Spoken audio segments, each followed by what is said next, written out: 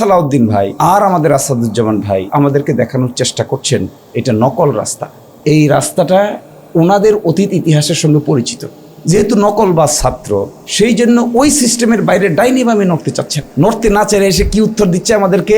সংবিধানের 4th শিডিউলে আমরা একটা প্যারাগ্রাফ যোগ করে দিব, ওই প্যারাগ্রাফটা যোগ করে দেয়া আমরা বলবো যে এই সময় থেকে এই সময় পর্যন্ত যা হয়েছিল এটা নিয়ে কোনো আদালতে প্রশ্ন উত্থাপন করা যাবে না।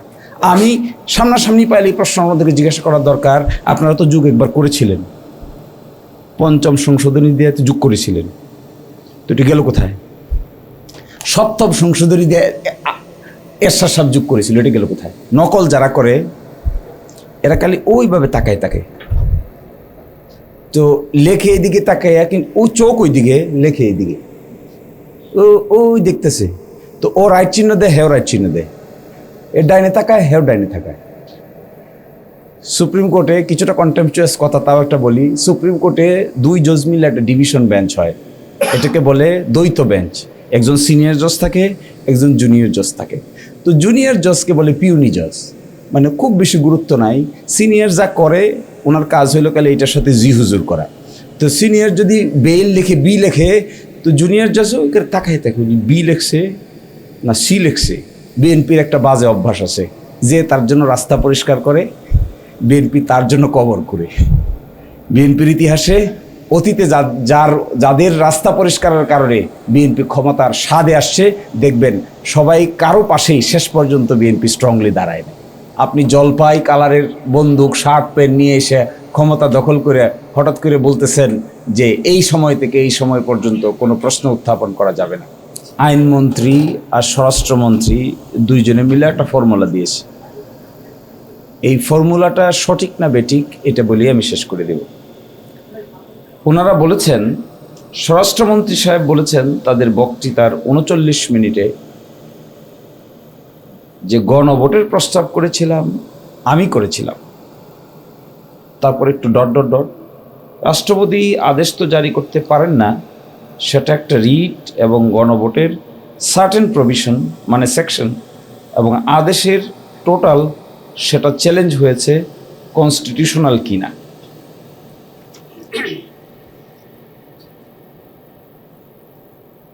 এবং বলছেন সেই জন্য এই আইন অধ্যাদেশ এবং আদেশটা যেখানে হাইকোর্টে চ্যালেঞ্জ হয়েছে সেটা পরে হাইকোর্ট কি বলে দেখি।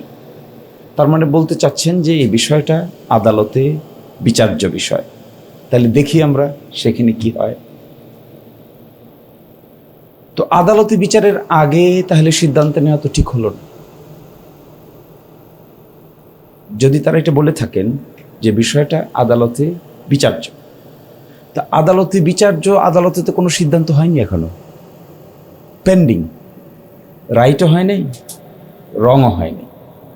তা যদি না হয়ে থাকে তাহলে ওনারা যে নিজে নিজে সিদ্ধান্ত নিলেন যে শপথ নেবেন না, ওটা কোন আদালত? তাহলে বোঝা যাচ্ছে আদালতে পেন্ডিং এই কথাটাকে একটা দোহাই হিসেবে ব্যবহার করতে চেয়েছে। আদালতে পেন্ডিং এই কথা যদি কেউ মানে, তাহলে যতক্ষণ আদালতে সিদ্ধান্ত না হয়েছে ততক্ষণ পর্যন্ত বিধানে যা আছে এটা মানতে হয়, এটা নিয়ম। নিয়মটা পাল্টাবে কিভাবে? যখন আদালত বলবে যে এটা অসাংবিধানিক তখন থেকে আর মানার দরকার নেই, কিন্তু যতক্ষণ বলবে অসাংবিধানিক না ততক্ষণ তো এটা অপারেটিভ, এটা অ্যাকশন। আইন তো আছে কিন্তু আইনটা মানেন নাই। এরপরে তারা বলছেন আমরা রাজনৈতিক বক্তব্যটা বলি, এরপরে বলছেন যে একটা রাজনৈতিক বক্তব্য বলি, সেটা কি? এটা তো ফ্যাক্টাম ভ্যালিড, এটা ঘটনাক্রমে সিদ্ধ, অধ্যাদেশ জারি হয়েছে, গণভোট অনুষ্ঠিত হয়েছে, সেটার বৈধতা আছে। সেই বৈধতা কিভাবে দিবেন তারা? সংবিধানের 4th তফসিলে যখন বিগত গভর্নমেন্টের সময় কর্মকাণ্ডকে কিছু একটা বাদে আর 2-1টা বাদে বৈধতা দেওয়া হবে, তখন সেটা লেজিটিমেট হয়ে যাবে, everything covered by the 4th schedule হয়ে যাবে।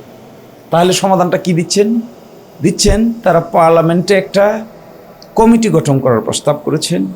এই কমিটিতে আলাপ করবেন, করে সংবিধান সংশোধন বিল আনবেন, বিল নিয়ে এসে বিগত 5ই আগস্ট থেকে 12 মার্চ পর্যন্ত 12 ফেব্রুয়ারি পর্যন্ত যা কিছু হয়েছে এটাকে সংবিধানের 4th তফসিলে একটা কাভারেজ দিবেন, দিয়ে বলবেন যে সব কিছু লেজিটিমেট হয়ে গেছে।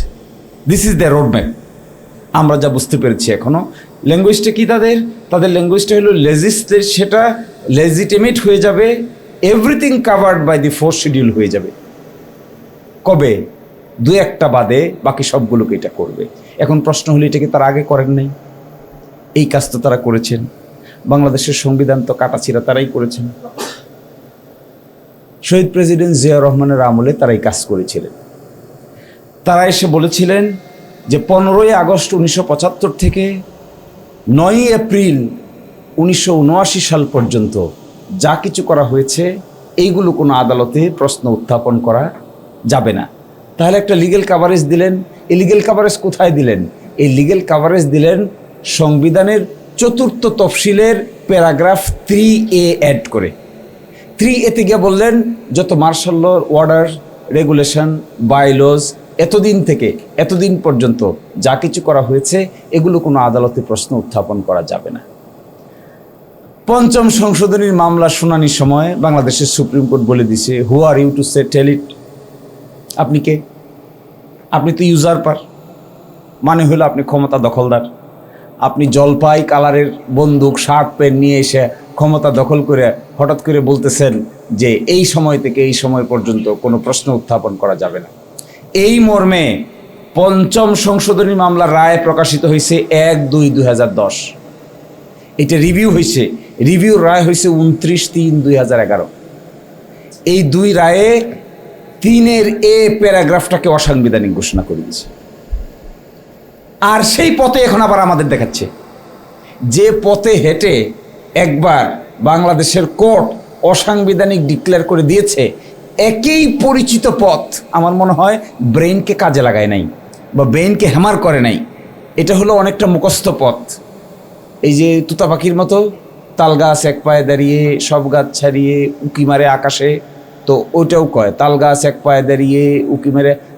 তাল গাছ তো এখন আর তাল গাছ নাই, আমরা তো এখন বট গাছ নিয়ে খেলতেছি। ওটা তো আগের মতো তাল গাছ নাই। ওরা ভাবছে তাল গাছ কি মিলিটারি শাসন জারি করছিল, অসাংবিধানিক হয়েছিল, ওই অসাংবিধানিক জায়গাটাকে সাংবিধানিক করার জন্য 3A যোগ করছে। এখনো বলতেছে একই কায়দায় 4th শিডিউলে গিয়ে 3A যোগ করে দিব, আর না হলে প্যারাগ্রাফ 17 আর 18 যোগ করে দিবে। 17-এ কি ছিল? 17-এ ছিল ওই সময়টাকে আর একটু ডিটেল বৈধতা দিয়েছে। এখন আমাদেরকে রাস্তা দ্বারা দেখাচ্ছে, কি দেখাচ্ছে?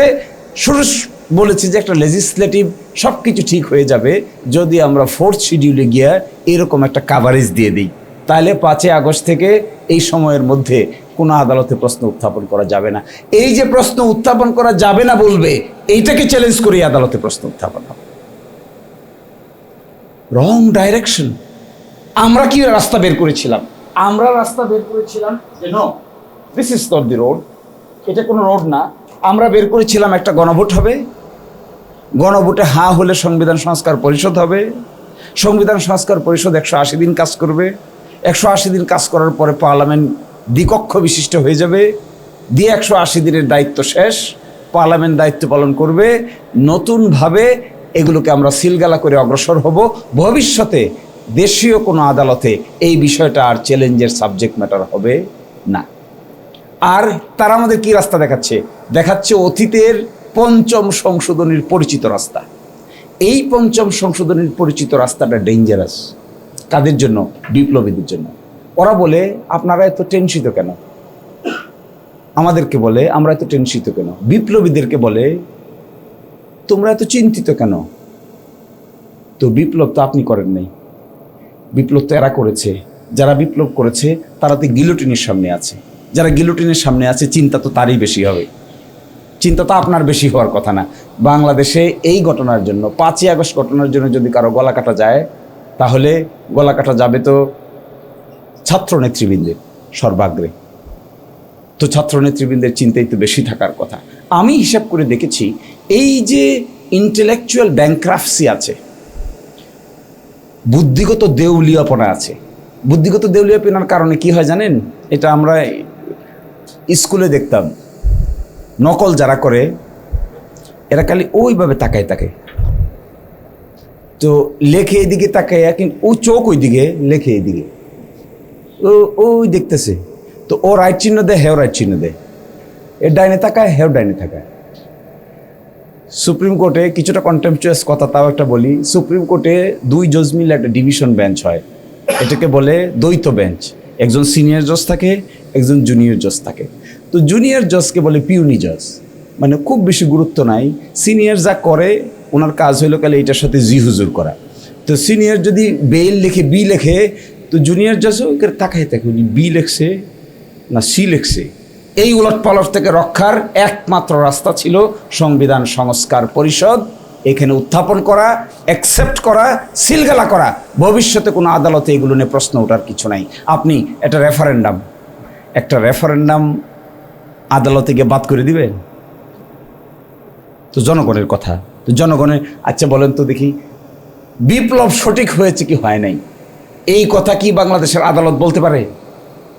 3টা কেস পড়েছিলাম আমরা, একটা গ্রানাডা, একটা ছিল লেসোথো, আর একটা ছিল ফিলিপাইন। এই 3 বিপ্লবের, মাস আফসার্জের বিপ্লবের কথা পরবর্তীতে সুপ্রিম কোর্টে যায়। সুপ্রিম কোর্ট বলে দিয়েছিলেন, এই 3 রায়ের বলে দিয়েছে সুপ্রিম কোর্ট যে না, আমরা এটার বিচারক হইতে পারবো না, এই ঘটনার বিচারক শুধুমাত্র হলো জনগণ। আমরা বিচারকরা এসি রুমে বসে এখানে কলম কাগজ নিয়ে বাংলাদেশের বিপ্লব সঠিক হয়েছে না বেঠিক হয়েছে এই সিদ্ধান্ত আমরা দিতে পারবো না, কারণ আমরা নিজেরাই তো পলাই গেছিলাম। তো কি করে হয়? আচ্ছা বলেন, একটা রেভলিউশন, একটা বিপ্লব, একটা মাস আফসার্জ, কোন আদালত বলবে এটা সঠিক না বেঠিক? আদালতের সিস্টেম মেনে বিপ্লব হয়? আদালতের সিস্টেম মেনে পৃথিবীর কোথাও বিপ্লব হয়েছে? This is a wrong conception. ফলে আমি কনক্লুশনটা শেষ করে দিচ্ছি এইভাবে যে রাস্তা সালাউদ্দিন ভাই আর আমাদের আসাদুজ্জামান ভাই আমাদেরকে দেখানোর চেষ্টা করছেন এটা নকল রাস্তা। এই রাস্তাটা ওনাদের অতীত ইতিহাসের সঙ্গে পরিচিত, যেহেতু নকল বা ছাত্র, সেই জন্য ওই সিস্টেমের বাইরে ডাইনি বামে নড়তে চাচ্ছে না। নড়তে না চাইলে এসে কি উত্তর দিচ্ছে আমাদেরকে? সংবিধানের 4th শিডিউলে আমরা একটা প্যারাগ্রাফ যোগ করে দিব, ওই প্যারাগ্রাফটা যোগ করে দেয়া আমরা বলবো যে এই সময় থেকে এই সময় পর্যন্ত যা হয়েছিল এটা নিয়ে কোনো আদালতে প্রশ্ন উত্থাপন করা যাবে না। আমি সামনাসামনি পাইলে এই প্রশ্ন আমাদেরকে জিজ্ঞাসা করার দরকার, আপনারা তো যোগ একবার করেছিলেন, 5ম সংশোধনী দিয়ে তো যোগ করেছিলেন, তো এটা গেল কোথায়? 7ম সংশোধনী দিয়ে এরশাদ সাহেব যোগ করেছিল, এটা গেল কোথায়? আর্টিকেল প্যারাগ্রাফ 17ও নাই, প্যারাগ্রাফ 18 নাই, প্যারাগ্রাফ 19 নাই, প্যারাগ্রাফ 3ও নাই। 3ও গেল, 18ও গেল, 19ও গেল, আদালতের মাধ্যমে গেল, রিভিউ তো পারলেন না, ওই রায় তো স্টিল বহাল। আর সেই বহাল রায় রেখে আমাদেরকে বলতেছেন আরেকটা প্যারাগ্রাফ যোগ করে দিলেই সব কিছু নাকি লেজিটিমেট হয়ে যাবে। এই রাস্তা ভুল। আমি আপনাদেরকে বলছি যে সলিউশন তারা দেখাচ্ছেন, এটা আমরা যতটুকু আইন কানুন লেখাপড়া করেছি, this is a wrong route, completely wrong route. সেটা ছিল দেখেই তুষাররা আমরা ছিলাম তো সেখানে দিনের পর দিন আলোচনা করে রাইট রুটটা কি হবে, যে রুটটা অধিকতর স্ট্রঙ্গার, শক্তিশালী, ভবিষ্যতের জন্য সেফগার্ড হবে, এইটাই ছিল সেই রুট। তারা বলছেন প্রেসিডেন্ট সে অর্ডার দিতে পারে না। আচ্ছা বলেন, প্রেসিডেন্ট সে অর্ডার দিতে পারে না, প্রেসিডেন্ট 3A ট্রানজিশনাল পিরিয়ড, এ আর অন্য কাহিনী, আশ্চর্য বিপদ। ওনারা এই সময়টাকে কী হিসেবে আখ্যায়িত করতে চান জানেন? ওনারা আখ্যায়িত করতে চান, এই সময়ের নাম দিয়েছেন তারা ক্রান্তিকালীন সময়। এখানে বলছেন যে ক্রান্তিকালীন সময়, ওনারাই বলছেন 72 সালের পরে আর ক্রান্তিকালীন সময় নাই। আপনারা দেখেন না, ওনারা আর্গুমেন্ট করে যে প্রেসিডেন্ট 72 সালের পরে আর কোনো অর্ডার দিতে পারে না। শুনছেন? 72 সালের পরে অর্ডার দিতে পারে না। প্রেসিডেন্ট 72 সালে অর্ডারগুলো দিয়েছিল কিসের অধীনে? ট্রানজিশনাল পিরিয়ডের অধীনে, ক্রান্তিকালীন সময়। এখন আবার এসে 4র্থ তফসিলে ঢুকতে চাচ্ছেন, 4র্থ তফসিলই তো ক্রান্তিকালীন সময়। তো যদি তখনকার প্রেসিডেন্ট ক্রান্তিকালীন সময় ছাড়া আদেশ দিতে না পারেন আর 72-এর পরে তা ক্লোজ হয়ে গিয়ে থাকে, এখন যে আমাদেরকে আবার 4র্থ তফসিলে ঢুকতে বলতেছেন, তো 4র্থ তফসিলে ঢুকছে বলার মানে কি? ক্রান্তিকালীন সময়ের ভিতরে ঢুকানো। তো ক্রান্তিকালীন সময় হলে কি হবে? প্রেসিডেন্ট অর্ডার দিতে পারবে? আপনারা বলেন প্রেসিডেন্ট অর্ডার দিতে পারবে না, তো প্রেসিডেন্ট অর্ডার না দিলে 4র্থ তফসিলের কথা কেন বলছেন আমাদেরকে? অর্থাৎ তালে গুলে পাকাই গেছে।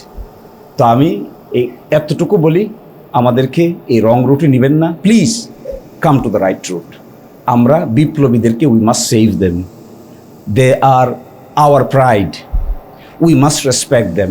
বিএনপির একটা বাজে অভ্যাস আছে, যে তার জন্য রাস্তা পরিষ্কার করে বিএনপি তার জন্য কবর করে।